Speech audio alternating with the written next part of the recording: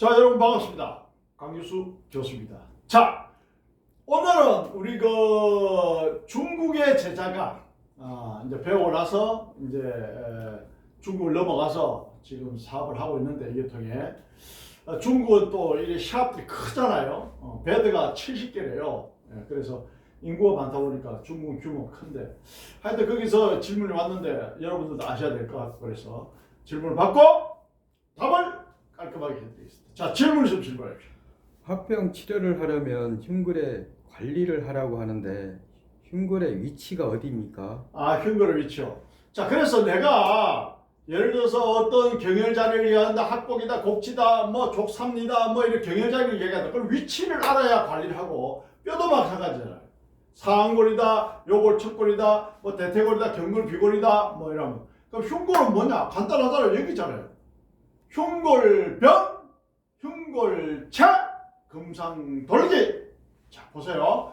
우리 사람 인체가 아나토믹 포지션, 해부학적인 자세로 서라면 이렇게 서는 거예요. 그 다음에 경락학적인 자세는 어떻다? 이렇게 쓰죠. 네. 자, 그런데 우리가 이 해부학적인 자세, 경락학적인 자세는 왜 그렇게 포지션을 취하냐면, 보기가 좋고 편안하고 많은 면적을 한꺼번에 볼 수 있다는 거예요. 분석을 하려면 많이 봐야 되잖아요. 그죠? 자, 그러면은 우리가 어떠한 뼈를 교정한다라고 했을 때 뼈의 위치를 알아야 어자스트먼트 교정을 하지. 그렇죠? 그래서 위치를 알아야 돼. 흉골은 여기를 얘기해. 흉골병, 흉골책, 금상돌기. 그럼 흉골병, 흉골책, 금상돌기는 또 어떤 역할을 하느냐? 자, 수승화강, 두한족열.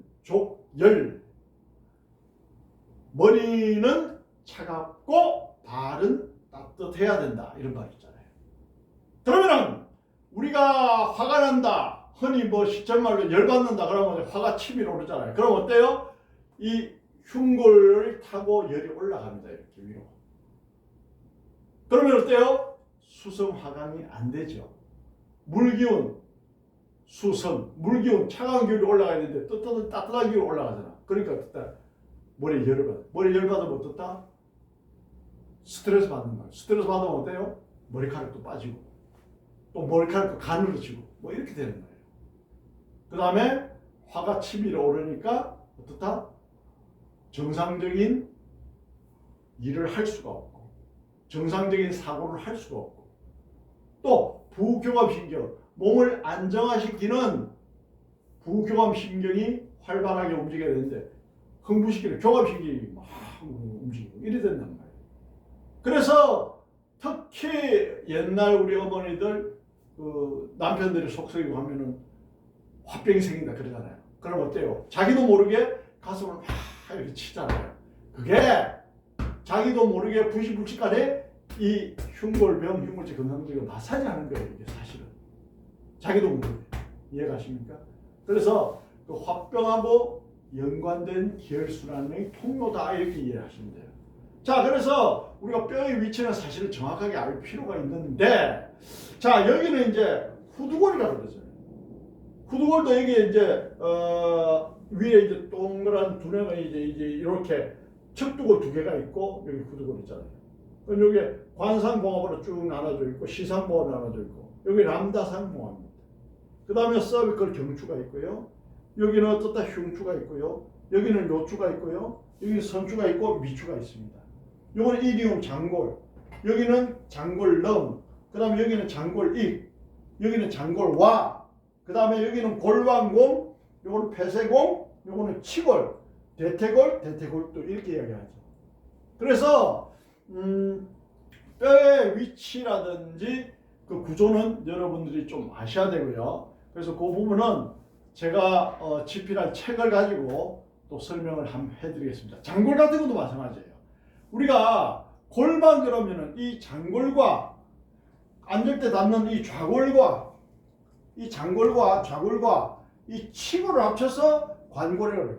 관골에 이 선골과 미골 합치면은 골반이 되는 거예요. 그러니까 골반도 그냥 골반이 되는 게 아니고, 관골에 선골과 미골을 합치면 되는구나.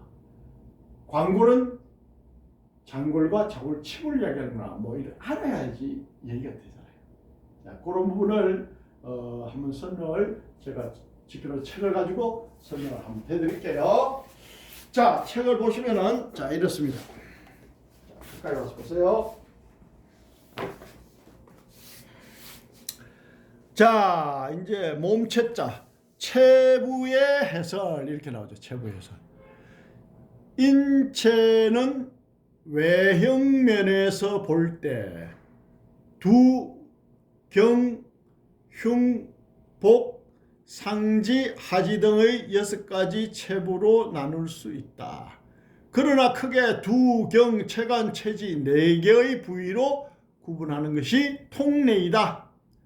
두, 머리, 경, 서비컬, 목, 그 다음에 체간, 흉곽, 가슴 이야기합니다. 목, 흉곽, 그 다음에 복부 이야기합니다. 복부, 그 다음에 골반.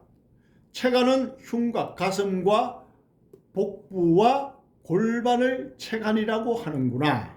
그 다음에 체지라는 게 있어. 체간과 체지를 나누는데 체간은 흉곽과 복부와 골반을 이야기하고 체지는 상지와 하지를.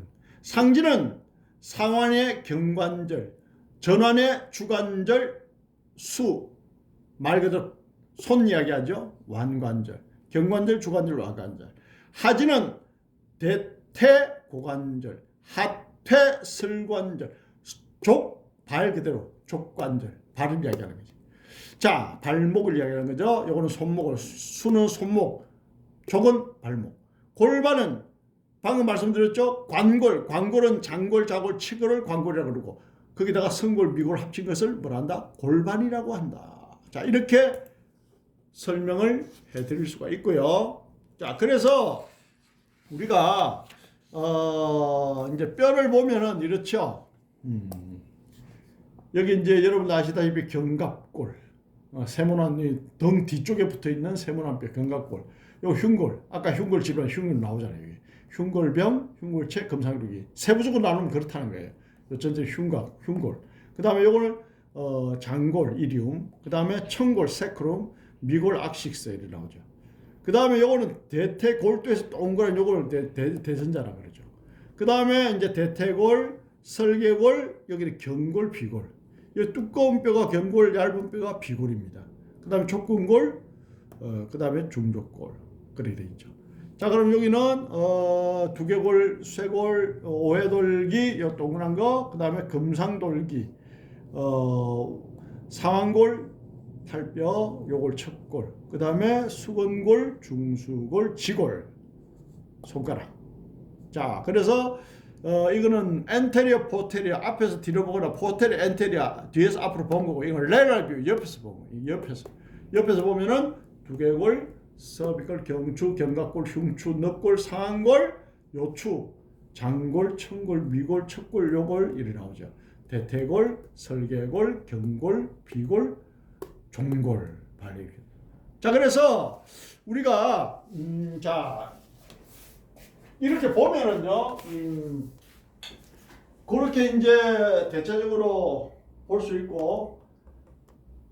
손의 전체의 뼈의 개수는 54개입니다. 발의 전체의 뼈의 개수는 52개입니다, 여러분. 그러면 인체 전체의 뼈의 개수는 206개입니다. 206개인데 손과 발만 더해도 그거 반 이상이 되는구나. 그만큼 손과 발은 움직임이 많고 또 인체에 중요한 역할을 하기 때문에 뼈의 개수도 많다라는 걸 여러분들 아시기 바랍니다. 우리가 제일 많이 쓰는 게 뭡니까? 손과 발이잖아요, 사실. 우리가 아침에 일어나면 뭐합니까?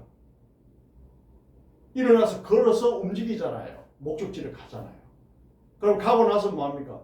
손으로 컴퓨터를 하고 글을 쓰고 일을 하고 차를 마시고 하잖아요. 아, 그렇구나. 아침에 일어나서 출근을 하고 발이 움직이고 일을 하고 손이 움직이고 손과 발이 제일 부지런하네.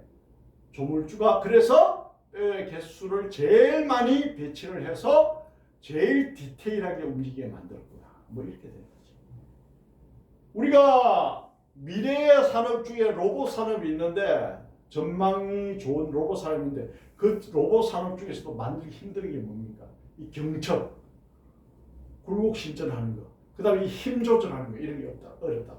그것을 잘하는 회사가 매력 있는 회사가 되고 기술력이 뛰어난 회사가 되잖아요. 인간의 몸이 어떻다? 그렇게 흉내내기가 간단치가 않다. 로봇이. 자, 그래서 어쨌든 간에 발의 뼈의 개수가 많고 손의 뼈의 개수는 발보다 더 많다. 아, 그렇구나. 중요한 역할을 하는 데는 뼈를 많이 조합을 해서 디테일하게 움직이게 만들었구나, 조물주가. 아, 조물주의 힘은 대단하구나.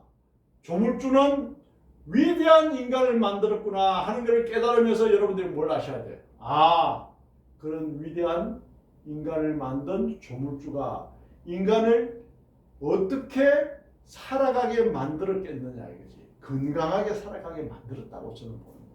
그게 뭐야? 인체의 면역력, 항상성을 여러분들이 유지를 해야 되는 거예요.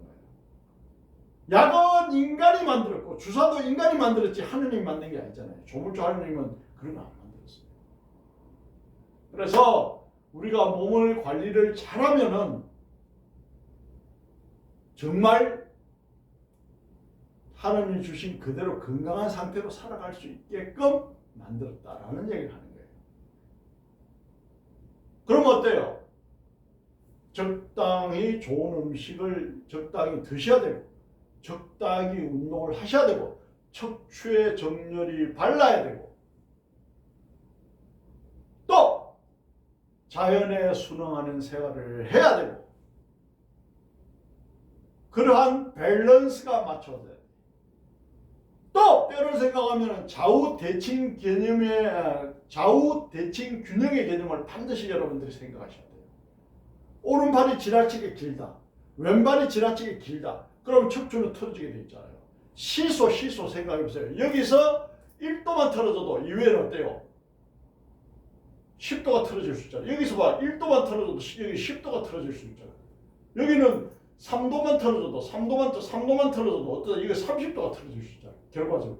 그게 무슨 말이냐? 다리 길이가 1cm만 차이 나도 어떻다?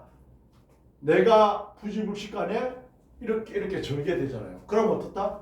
머리까지 전달되면서 척추는 아름답게 변이가 올 수밖에 없는 거예요. 그러한 논리를 아셔야 된다라는 말씀을 드립니다.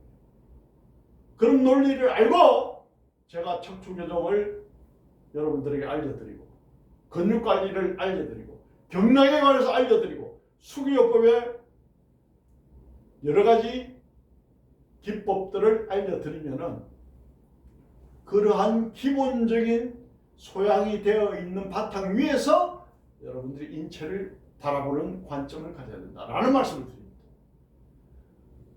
구독과 좋아요, 알림 설정을 누르시는 분은 수기요법의 실전 최고수가 될 수 있다라는 말씀을 드리면서 다음에는 더 유익한 영상으로 뵙겠습니다. 감사합니다.